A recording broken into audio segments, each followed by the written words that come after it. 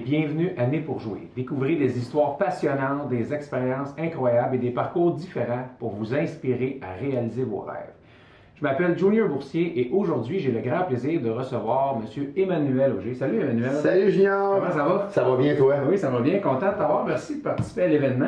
Merci de l'invitation. C'est un grand plaisir et un honneur. Super. Écoute, Emmanuel, t'es comédien. Oui. T'as joué dans Histoire de peine, C'est pas moi, c'est l'autre, La Ronde, Lance et compte, Rupture, District 31. Oui, on en a fait quelques-uns depuis les 18 dernières années. Ça fait déjà 18 ans et que le temps passe vite. Ouais, 18 ans que je fais le métier, que je suis sorti d'école. Non, pas du tout. Ça fait 18 ans que je fais le métier, mais ça fait quand même près de 25 ans là, que je suis sorti de l'école de théâtre. Fait que t'as fait plus que ça, même 30 ans. Ah, puis tu chantes aussi? Ben ça, oui, à mes heures, à l'occasion, j'aime beaucoup. Moi, j'adore chanter. Je dis souvent, si on m'avait donné un talent, si j'avais décidé, ça aurait été vraiment de chanter. Malheureusement, ou être lead guitare, parce qu'on a déjà, on a eu déjà fait des spectacles ensemble. Toi, tu joues très bien de la guitare. J'aurais aimé ça pouvoir, mais ça demandait trop de pratique probablement, et aussi, comment on appelle ça, donc, oui, du talent. Puis, et malheureusement, non, j'ai pas. Si j'avais pu choisir, ça aurait été chanter, avoir une belle voix, tu sais. Mais je sais placer ma voix. Fait que puis j'aime être sur une scène puis pouvoir l'exploiter du mieux que je peux. Mais moi, je chante. Tu sais, j'ai un répertoire de 5-6 chansons, puis c'est eux autres que je fais. T'es fait très bien, parce que merci. Pour avoir joué ensemble, en tout cas, j'ai bien aimé ça, puis c'était vraiment oui, j'aime bien des beaux ça. moments. Puis, tu sais aussi, Julien, faut pas oublier que en tant que comédien et animateur, je peux me permettre de ne pas être toujours sur la note juste. Tu sais, c'est pas mon métier, là. Fait que les gens, souvent, qui sont dans la salle ou qui sont des spectateurs, ils savent, là, que c'est... Je peux me tromper, moi. Il n'y en a pas de problème avec ça. Fait que j'ai moins de pression quand... Fait que je m'amuse. Bon. Quand je suis sur une scène, je m'amuse. Je suis comme un lézard au soleil ou un poisson dans l'eau, là. Tu t'as donné des conférences aussi? Oui, j'ai fait ça pendant des années. D'ailleurs, je suis en train de... Peut-être près d'une vingtaine d'années, je rencontrais les jeunes dans les écoles secondaires. J'ai fait primaire aussi, mais le message passe beaucoup mieux au secondaire. Et là, je suis en train, justement, de transférer ces conférences-là pour les adultes. Fait que je suis en processus, parce que c'est pas la même chose, là. S'adresser à des jeunes, c'est une chose. S'adresser à des adultes, c'est pas le même message. Mais ça parle beaucoup de l'importance d'être...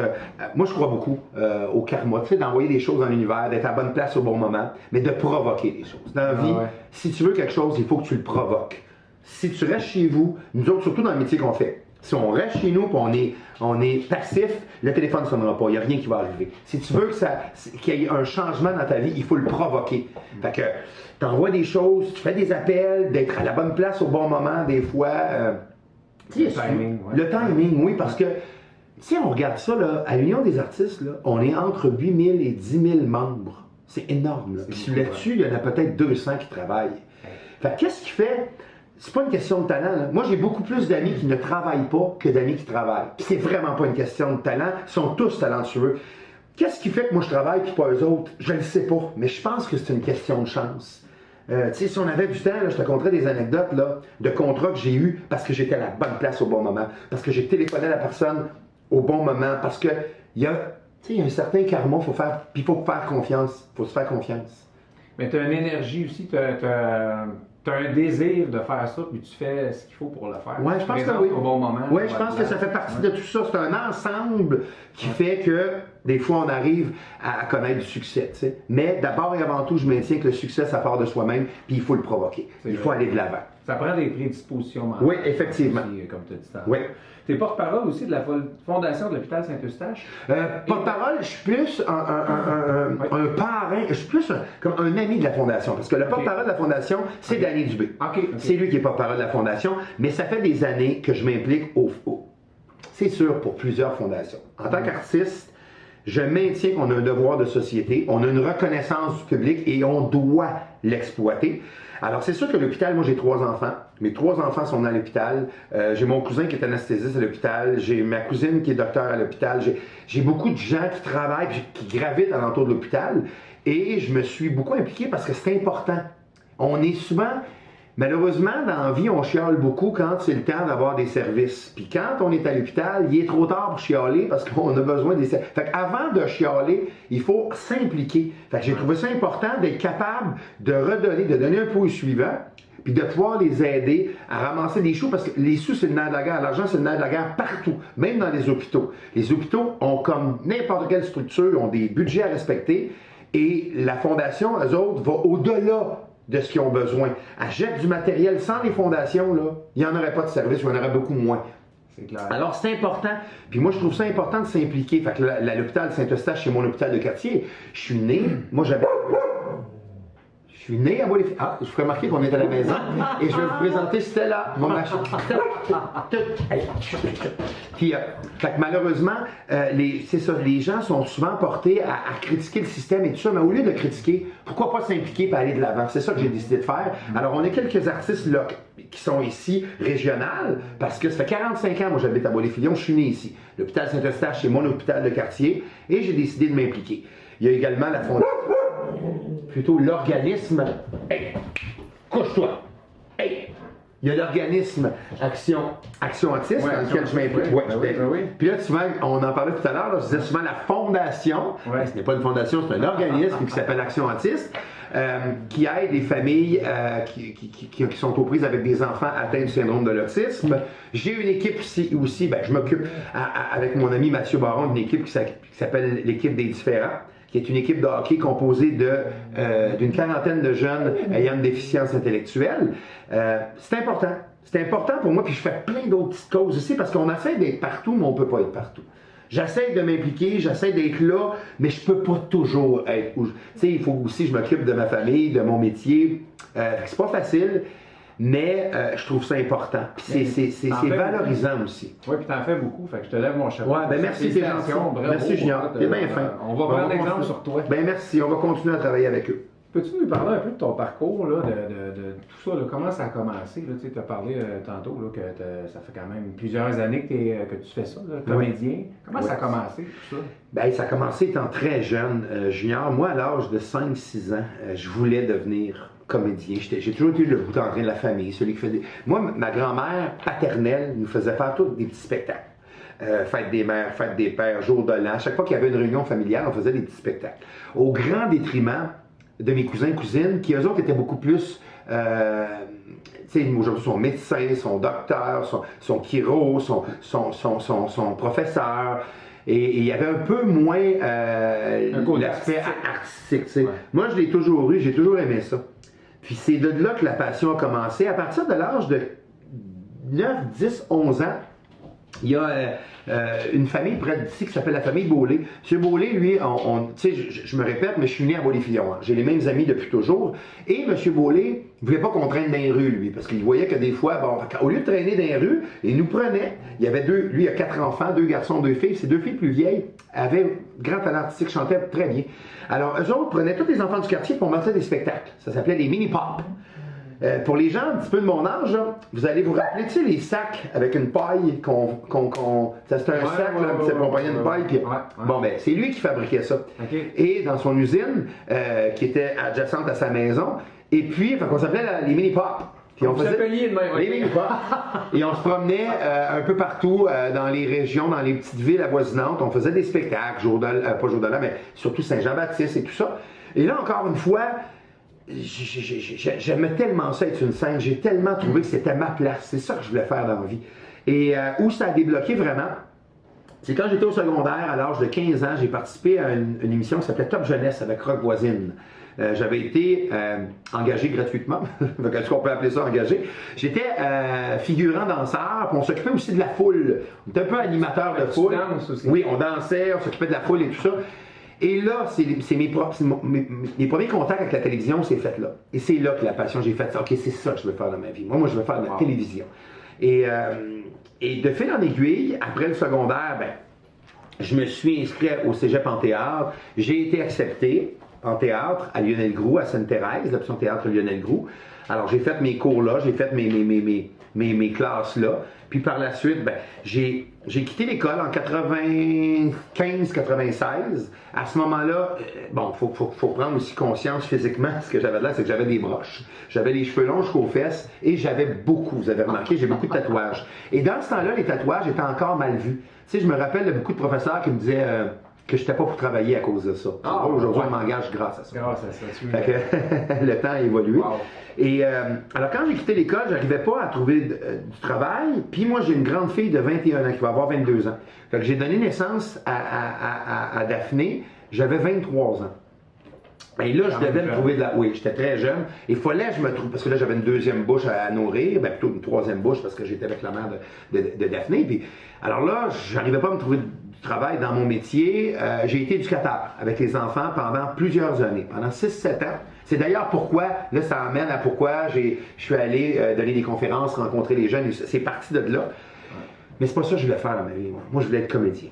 Et c'est vraiment en 2001 que tout a explosé. Tu sais, en 98-99, j'ai commencé à faire des petites apparitions, des petites figurations, troisième rôle muet, un petit deuxième rôle. Mais c'est vraiment en 2001 où j'étais, je me rappellerai toujours, toute ma vie, j'oublierai jamais ce moment-là. J'étais à l'école des Ramilles à Blainville. Je travaillais comme éducateur, je travaillais avec les jeunes. Puis cette année-là, en quelques mois, j'ai décroché Histoire de peine, Ouattatata et François Letruc-Pétel dans l'ancien compte. Fait que ces trois contrats-là ont fait que là, j'ai pu laisser l'école, j'ai pu laisser mon métier d'éducateur pour me concentrer sur le métier d'acteur. Et c'est à partir de 2001 que j'ai commencé à gagner ma vie officiellement. Là, puis ça n'a jamais arrêté. Ça fait 18 ans là, que je gagne ma vie avec mon métier. Puis je remercie la vie et le ciel de me donner cette chance-là. Parce que, tu sais, les gens qui nous écoutent, les gens qui vont nous voir, moi je dis souvent, j'ai le plus beau métier du monde. Tu sais, pour tout le monde qui font leur métier, c'est le plus beau métier du monde. Le comptable qui aime son métier, ça va être le plus beau métier du monde. Ben oui, l'important dans la vie, moi j'ai toujours dit, puis c'est ce que je dis aux jeunes, c'est important de faire ce qu'on aime. Tu sais, il y a souvent des gens, on est souvent sollicités à décider notre avenir pour une question pécuniaire. Le salaire est tellement important. Oui, l'argent est important, mais d'abord et avant tout, quand on se lève chaque matin, pendant 30 ans de notre vie, c'est important de faire un métier qu'on aime, une passion. Puis peu importe la passion, que ce soit, j'ai des amis à moi qui travaillent en électricien, plombier, en construction, c'est une passion. Ils se lèvent à 4 heures du matin chaque matin avec le sourire aux lèvres parce que c'est ça qu'ils aiment dans la vie. Alors, trouvez votre passion, trouvez ce qui vous allume, puis go foncer là-dedans. Moi, c'est ce qui m'allume, parce que ça fait 18 ans là, que je gagne ma vie avec le plus beau métier du monde. C'est vraiment intéressant. Écoute, est-ce que tu as rencontré des obstacles dans ton métier, dans ton domaine? J'ai plus des obstacles. Le premier obstacle de notre métier, c'est l'insécurité. Ça, j'en ai parlé tout à l'heure, j'ai beaucoup plus d'amis qui ne travaillent pas que d'amis qui travaillent, ça n'a rien à voir avec le talent. Mais tu sais, les gens m'expliquent, c'est quoi le plus difficile dans ton métier? C'est de durer. D'être une star instantanée, ça peut être facile. De faire une série pendant 2 ans, puis d'être la saveur du mois, mais de travailler jusqu'à 75, 80, 85 ans, tu sais, nous, en tant qu'acteurs, là, on veut travailler toute notre vie. C'est une passion. On n'a pas, tu sais, je veux dire, prendre une retraite, là, on n'a pas à 65 ans dire on arrête de travailler, on a fait 30 ans, puis c'est terminé. Puis là, je fais ce que j'aime, parce que là, tu fais déjà... Ben, je fais déjà ce que j'aime. C'est cette insécurité-là, tu sais. Il y a Daniel Lemire qui faisait un sketch à un moment donné qui disait que aux États-Unis, on fait un succès, on vit là-dessus le restant de nos jours. Au Québec aussi, à moins de mourir dans la même semaine. Parce que, d'un, les gens aussi ont toujours l'impression, ils nous comparent beaucoup aux stars américaines. C'est pas du tout le cas. Au niveau salaire, là... C'est pas le même marché. Ben, c'est pas le même marché. Pas du tout. Ils pensent que tu fais à la télévision, qu'on est millionnaire. C'est pas du tout le cas. Alors, c'est difficile parce qu'on peut travailler pendant 1 an, 2 ans, 3 ans et être par la suite appelé à pas avoir... Moi, j'ai déjà, là, pendant 6 mois de temps, là, j'ai eu aucune entrée d'argent. Pas de contrat, rien. 6 mois, on n'a pas de sécurité d'emploi, on n'a pas de chômage, on n'a rien. Fait qu'imaginez-vous, là, pendant 6 mois, les comptes continuent à rentrer, tes paiements continuent à rentrer, tes enfants, tu as 3 enfants qu'il faut que tu nourrisses, ton véhicule, il faut que tu mettes de l'essence, il faut que tu payes l'école, il faut que tu payes des vêtements, mais tu n'as pas d'entrée d'argent. Fait que c'est pas facile. Puis souvent, si t'es arrivé par la grâce de Dieu à en mettre un peu de côté, ça prend pas de temps que tu prends tout ce que tu as mis de côté. Et là, fait que c'est ça qui est difficile, cette insécurité constante. On est toujours à l'affût On est engagé par des producteurs, par des réalisateurs, par des boîtes de production. C'est pas nous autres qui décidons. Fait que souvent, t'es pris... On passe des auditions, les gens n'ont pas conscience qu'on est 60 acteurs à passer pour le même rôle. Ce qui est ingrat un peu dans notre métier, il n'y a souvent pas de médaille d'argent puis de bronze. Puis souvent connu, quand tu dis 60, là, c'est... Oui, c'est 60, très connu. Là. Mais on n'a pas de médaille d'argent puis de bronze. Ouais. C'est une médaille d'or. Ouais. Fait que tu passes une audition, tu as le rôle ou tu ne l'as pas. Fait qu'il y a 59 personnes qui ne l'auront pas, puis il y a une personne seulement qui va l'avoir. Ouais. Les 59 autres, là, ils vont espérer essayer de repasser une audition les semaines suivantes et de décrocher un rôle. Ouais. J'ai déjà décroché des séries où je pensais que c'était parti. Prenez juste un exemple, District 31. Tu sais, ça allait bien, j'étais heureux, j'étais dans mes pantoufles, je faisais le personnage de Christian Faneuf, et puis je comprends. Mais ça a été une décision de production où l'auteur m'a appelé et m'a dit « Emmanuel, c'est fini, tu sais, tu termines l'année, l'année se termine par ton assassinat, plutôt ton exécution. J'ai été exécuté lâchement par un homme qui s'appelle Daniel Chiasson. Et puis, tu sais, je comprenais la décision de production, de dire on doit sacrifier un personnage au mérite de la série, puis malheureusement, c'est toi. Mais c'est sûr que c'est dur. Quand tu l'apprends, là, moi, je veux dire, j'ai perdu mon travail complètement, j'ai perdu mon chèque de paye. Ouais. On recommence à zéro, là. Ouais. C'est jouer au cheval, au serpent et échelle. Et là, malheureusement, j'ai pogné le serpent, puis là, tu as 3 enfants, puis tu te dis, OK, là, comment là, on repart à zéro, on essaie de se retrouver un autre contrat et tout ça. Fait que c'est ça qui est difficile. C'est très rare puis les acteurs le savent, à quel point quand tu es dans une série qui dure 7-8 ans, c'est un grand privilège d'avoir un personnage qui est récurrent, qui revient souvent. C'est très rare, parce que les séries, c'est souvent très éphémère. Tu as un personnage, il n'est que de passage, tu es là quelques semaines, puis après ça, hop, c'est terminé. Fait que c'est probablement ça, le plus grand obstacle de mon métier. Parce que c'est pas facile de pouvoir... J'ai des amis, dernièrement, que j'ai appris... qui sont très connus, je ne veux pas nommer, non, mais qui ont décidé de retourner à l'université. Ça me fait de la peine, parce que je fais, mon Dieu, quel talent, pas gaspillé, mais les gens sont plus capables de vivre avec cette insécurité-là. Puis, quand tu n'as pas d'enfant, tu penses juste à toi, c'est une chose. Mais on le sait très bien, puis Junior, t'en as. Ouais. Quand on a des enfants, on a une responsabilité familiale. Là, c'est plus juste nous autres. Tu sais, j'ai une fille qui est à l'université, j'ai 2 jeunes enfants qui sont au primaire. Alors, à un moment donné, on se dit, OK, regarde, qu'est-ce qu'on fait là? Puis souvent, le choix difficile à faire, ça va être de dire, je mets ma carrière en veilleuse, je m'en vais chercher un plan B, en espérant que mon plan A va continuer, puis des fois, c'est pas le cas. Fait que là, c'est là que le plan B... je donne beaucoup de conseils aux jeunes, puis dans tout art confondu, musique, de l'art visuel, ceux qui veulent devenir peintres, continuez votre passion, mais trouvez-vous un plan B. Trouvez-vous une option qui peut vous apporter un autre métier, tout en continuant votre passion. Puis toi, tu le sais, Junior, tu sais que les musiciens, je me dis souvent, si tu réussis pas à gagner ta vie avec cette passion-là, au moins tu vas pouvoir l'exploiter. J'ai beaucoup d'amis à moi qui sont musiciens à temps perdu, mais qui ont un vrai travail. Toujours jouer ils jouent la fin de semaine, puis ils ont du fun, puis maintenant, c'est rendu tellement plaisant parce que ils jouent avec le plaisir de jouer. Ils n'ont plus ce stress-là de dire « Oh mon Dieu, j'arrive pas à gagner ma vie. » Puis, fait que c'est ça. Moi, malheureusement, la génération que je viens, il n'y avait pas de plan B. On avait un plan A qui était d'être comédien, animateur. Là, mon plan B, moi je suis chanceux, c'est que je fais les deux. Je suis animateur aussi. Tu sais, j'ai animé les émissions J'ai raté mes rénaux pendant plusieurs années. J'ai fait La Maison Rouge, j'ai fait la tournée VIP. Présentement, ça fait 7 ans que je suis à RDS avec une émission qui s'appelle hockeyqc.ca. Fait que quand j'arrive à avoir de la difficulté à me trouver un emploi en tant que comédien, au moins, parallèlement à ça compense, je me trouve un emploi comme animateur. Fait que les deux. Fait que c'est aussi de se développer des compétences qui sont connexes. Oui, se mettre. Si tu es capable, idéalement, mettre plusieurs cordes à son arc. As-tu d'autres rêves, Emmanuel? Le rêve que j'ai, c'est utopique, mais c'est de continuer à travailler, je veux dire, c'est ça. Tu sais, au niveau artistique, j'en ai des rêves. J'ai des personnages que j'aimerais jouer. OK. Tu sais, moi, je suis un fan, j'ai eu la chance d'avoir des super beaux personnages. Tu sais, je veux dire, j'ai eu la chance de pouvoir exploiter, je pense à Bum Rush, quand Michel Jeté m'avait proposé ce personnage-là, le personnage du kid, le kid dans le film Bum Rush. C'était un peu un pendant de Patrick Swayze dans Bar Routier. Je sais pas si tu te rappelles, oui, pour les plus vieux vont se rappeler de Bar Routier, tu sais, le doorman qui rentre dans un petit village, puis qui a une expertise, bon, puis tout ça. Puis c'était ça, Bum Rush. Tu sais, quand j'ai lu le scénario, j'ai fait « Ah, mon Dieu, c'est le rêve de ma vie, là. » Mais un des rêves, par exemple, parce qu'il y en a plusieurs à ce moment-là, mais moi, je suis un grand fan des films L'Arme Fatale, Lethal Weapon, avec Mel Gibson, Danny Glover. Ben oui. Fait que j'ai toujours rêvé de jouer ce type de personnage-là, tu sais, ce policier-là, un peu bad boy. Ouais, bad boy, tu sais, un détective. Un bon gars bad boy. Exactement, tu sais, ce type de personnage-là. J'ai un grand respect, puis j'ai un grand amour, puis on s'aime beaucoup profondément pour Guillaume Lemaitre-Vierge, qui est un grand acteur, puis qui joue très physique. J'aimerais ça jouer avec Guillaume un jour. J'aimerais ça qu'on puisse jouer ensemble. Parce que j'aime ça jouer physique, moi. J'aime jouer de mon corps. J'aime jouer avec mon corps, mais pris en contexte, ça peut être drôlement perçu.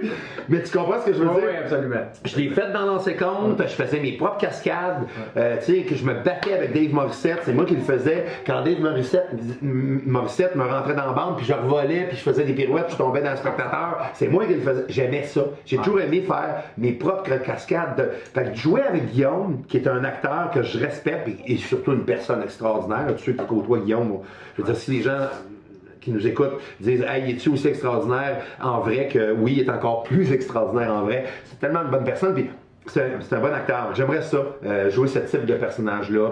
Puis jouer un bad boy, tu sais, jouer d'un gentil. Ça fait quand même plusieurs années que je joue des méchants. Puis je me dis, c'est sûr que pour avoir des gentils, ça prend des méchants. Ouais. Mais jouer un bon gars, tu sais, j'aimerais ça. Puis on lance ça dans l'univers. Oui, je lance un rêve que j'ai. J'aimerais ça jouer un adulte, un enfant autiste. Pas un enfant, je veux dire un adulte, jouer un personnage d'autiste. Okay. Je suis très près de l'autisme depuis des années. C'est un cheval de bataille pour moi. J'ai une nièce de 22 ans qui est atteinte d'autisme. Puis d'aller dans un anti-casting, d'aller dans quelque chose de très loin de moi. Oui, les bombes sont quand même assez loin de moi. Les gens qui me connaissent savent que je suis relativement sympathique, puis je suis une personne qui aime la vie, qui aime rire, puis j'ai toujours joué des personnages plus ténébreux et tout ça, mais de jouer quelque chose, tu sais, d'aller dans une autre sphère, d'aller dans quelque chose. Fait que l'autisme m'a toujours parlé, parce que je vis avec ça quotidiennement, par rapport à l'organisme avec lequel je suis affilié, par rapport à ma nièce. Fait que j'aimerais ça. J'aimerais ça beaucoup. Fait que je lance ça dans l'hiver parce que je suis encore 45 ans, je suis encore très jeune. Très vieux pour les enfants, mais très jeune pour d'autres personnes. C'est quoi tes projets en cours présentement? Ben là, on travaille sur... Moi, j'ai juste avant les fêtes, il y a eu un film qui est sorti qui s'appelle Burnout ou La servitude volontaire. Un film que j'ai fait qui parle bien entendu du phénomène du burnout. On sait tous que le burnout est une maladie. Touche beaucoup de gens. Oui, puis la burnout est la maladie la plus répandue et c'est catastrophique comment les gens tombent au combat. La tournée des personnalités du Québec aussi. La TPQ, la tournée des personnalités du Québec, c'est une tournée qu'on a commencé il y a des années avec, on appelait ça la tournée Lancer Compte. Bon, les gens savent que j'ai eu la chance d'interpréter un personnage qui s'appelle François Le Troc Pétel dans Lancer Compte pendant des années. Et on a parti une tournée de hockey. Mais par la suite, Lancer Compte est sorti des ondes. Et là, on avait un petit peu de difficulté à recruter des artisans, des artistes de Lancer Compte. Alors, on a décidé de changer de nom, de s'appeler la tournée des personnalités du Québec. Comment ça fonctionne? C'est qu'on est une douzaine d'artistes. On se promène à travers le Québec pour faire des matchs de hockey. Et puis, pour amasser des sous pour les fondations. Et on a tellement de plaisir. Vous êtes 12, ça veut dire que vous jouez contre d'autres? Oui, on joue contre d'autres équipes. Ok, vous êtes une équipe. On est une équipe d'artistes. On invite aussi des joueurs. On invite des joueurs à jouer avec nous autres. On joue contre d'autres équipes. Et puis pour amasser des sous pour les fondations. Moi là-dedans, je fais un arbitre invité. Moi, je me déguise. Je prends des personnages. Moi, je m'amuse beaucoup avec le public. Ouais. Moi, mon rôle là-dedans, c'est divertir les enfants, divertir le public, parce qu'une game de hockey pour un enfant de 2 heures, ça peut être long. Ouais, c'est ça. Tu sais, à un moment donné, 2 heures de temps, là, ça... Fait que moi, je m'occupe vraiment des gens dans la foule. J'ai beaucoup de plaisir et on a tellement de fun ensemble, les boys. Là. On est...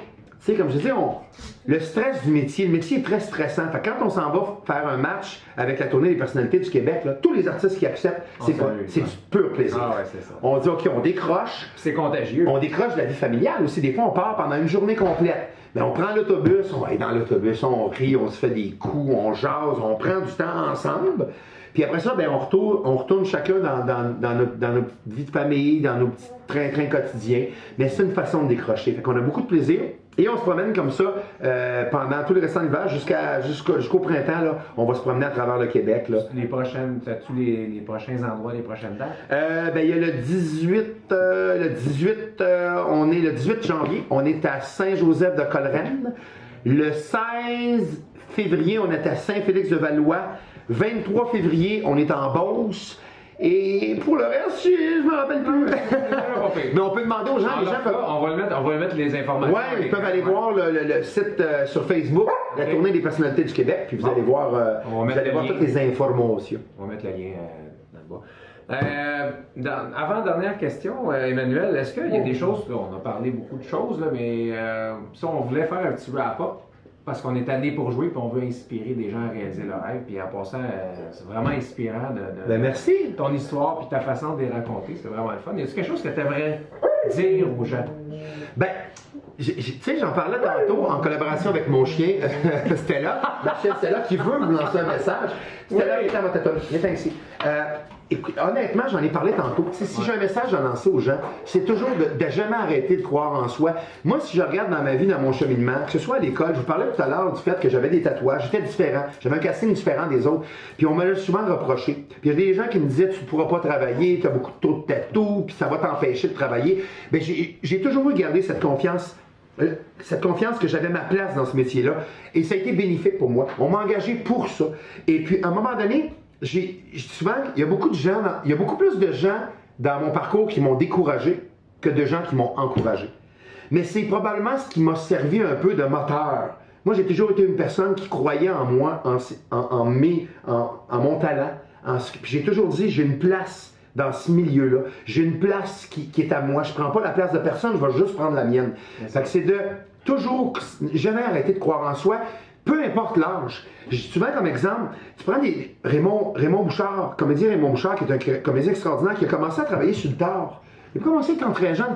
Il n'y a jamais d'âge pour commencer, il n'y a jamais d'âge pour réaliser nos rêves. J'ai des amis qui ont commencé très tôt et qui ont fini aussi leur carrière très tôt. Il ne faut jamais arrêter de croire en soi. Continuer. Tu sais, on dit, il y a un vieux proverbe qui dit qu'on récolte ce que l'on sème, mais il faut semer. Si on ne sème pas, ben on se présente pas. On ne pourra pas. C'est sûr qu'on n'aura même pas la chance de se faire dire non. C'est ça. C'est d'essayer. Puis j'ai toujours dit aussi, on vaut mieux vivre de regrets que de déception.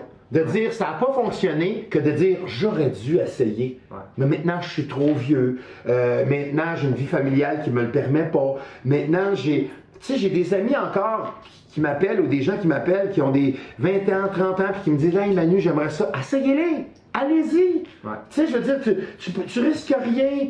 Tu risques rien. Puis dans la vie, on apprend avec les obstacles. Tu sais, on dit souvent qu'on apprend plus dans l'adversité que dans le bonheur. Quand ça va bien, là, c'est facile, ça va bien, là. C'est quand c'est difficile. C'est dans l'adversité qu'on finit par avoir des armes pour être capable d'apprendre et de dire, OK, ça se peut que vous ayez des embûches. Ça va vous arriver, là. Il va y avoir des embûches. On va... Mais tu sais, prendre un pas de recul pour mieux avancer. Continuez. Ayez jamais peur de l'échec. L'échec fait partie du cheminement. Ouais. L'échec fait partie du processus de réussite. Puis ça, c'est pour n'importe qui. En affaires, en amour, du côté artistique, partout. La recette est à peu près la même partout. C'est la persévérance. C'est de tomber pour mieux se relever. J'ai souvent dit que la plus grande qualité d'un boxeur, c'est pas le nombre de coups qu'ils ont, c'est le nombre de fois qu'ils se relèvent. Vraiment, merci beaucoup. Merci, Julien. Vraiment apprécié. T'as un cadeau pour les gens? Oui. Emmanuel? Ben, c'est des chandails. Des chandails? Est-ce que je peux les montrer? Ben oui, je peux les montrer. Certainement. C'est un peu fripé, mais je vous parlais tantôt de la tournée des personnalités du Québec. C'est nos chandails de la tournée du personnalité. Est-ce qu'on le voit bien, là, tu sais? Oui. Tiens-donc avec moi. Ouais. Bon, on va montrer, tiens. Ouais, regardez bien ça comment. Bang! Dans le chasseur, c'est ça que ça donne. Quand un peu repassé. Alors, la tournée des personnalités du Québec, c'est des chandails qu'on a on en a pour les hommes, les femmes, les enfants. Fait que je vais en donner tout à l'heure. Je vais vous en donner. Puis moi, je les trouve très beaux. Puis en même temps, c'est une belle façon aussi de ne pas oublier qu'on est en tournée partout à travers le Québec. Ceux qui veulent venir nous voir, venez nous voir. On va passer chez vous. Mettez de la pression sur les villes et les gens qui s'occupent de tout ce qui est culturel chez vous. Et puis, ça me fait plaisir. Un gros merci. Ben, c'est vraiment, écoute, un grand plaisir. Merci à toi, vraiment. Ben, c'est tellement un plaisir. Puis c'est pas terminé, parce que là, ça te tente-tu qu'on jappe? Ben, les gens, parce que les gens qui ne savent pas, Junior et moi, on a déjà fait des spectacles ensemble, c'est comme ça qu'on s'est connus, puis j'espérais que tu me le demandes. Je disais tantôt parce que Junior, t'es un musicien extraordinaire, t'es une personne extraordinaire, mais aussi un musicien extraordinaire, puis oui, j'aimerais bien ça. J'aimerais bien ça qu'on se jamme une petite chanson, puis je ne sais pas si tu t'en rappelles encore, parce qu'on l'avait fait ensemble il y a quelques années. Oui, on va essayer ça. J'ai une petite chanson fétiche que j'ai, parce que les gens qui suivent ma carrière vont savoir que tout a commencé en 2001 avec un film qui s'appelle L'Histoire de peine. Ben oui. Et quand j'ai fait Histoire de peine, on tournait dans la vieille prison de Saint-Vincent-de-Paul, à Laval, et on tournait avec des vrais détenus. Puis les gars me disaient toujours, on amenait la guitare, après les tournages, le soir, on prenait un petit verre de vin, une petite bière ensemble, puis les gars me disaient, Manu, ils appelaient ça leur hymne. Joue notre hymne. Et cette hymne-là a été écrite par un grand parolier, musicien, auteur, compositeur, interprète de chez nous, qui est Michel Parigliaro. Oui. Et ça s'appelle Émeute dans la prison. C'est pas trop compliqué. Super. Ça te tente-tu? Ah, ça me tente certain. On essaye ça? Je rêvais de ça, là. Bon, ben écoute, on essaye ça. On essaye ça. Go! Yeah! Le 13 juillet 1968, cheveux pris, mis en tôle pour vol à main armée. À 4 heures du matin, je roupillais dans ma cellule. Un coup de revolver, quelqu'un criait, il y a un émeute dans la prison. Il y a un émeute dans la prison. Il y a un émeute dans la prison. On va foncer, ce sera pas long.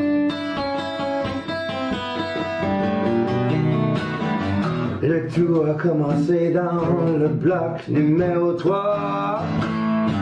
2 heures après, on était tous dans les couloirs.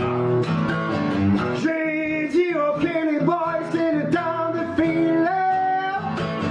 Profitons du temps avant qu'appelle l'armée. Il y a une émeute dans la prison. Il y a une émeute dans la prison. Il y a une émeute dans la prison. On va foncer, ce sera pas long. Le gardien cria, sortez tous les mains en l'air. Si vous n'arrêtez pas, vous allez tous goûter la chaise. Le grand John me dit, hey, il est trop tard pour lâcher. Balance la dynamite, la mèche est allumée. Il y a un émeute dans la prison. Il y a une émeute dans la prison. Il y a une émeute dans la prison. On va foncer, ce sera pas long. Alright, solo, come on, Junior. Wow!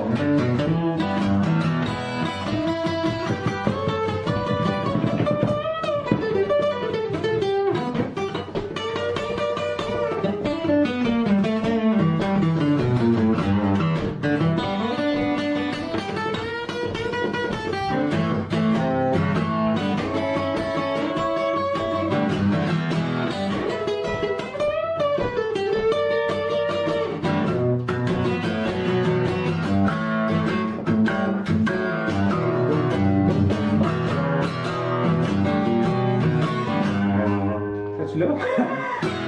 À la 47e heure, le gaz nous a cuit. On est encore en tôle, mais des fois on fait du bruit. Il y a un émeute dans la prison. Il y a un émeute dans la prison. Il y a une émeute dans la prison. On va foncer, ce sera pas long.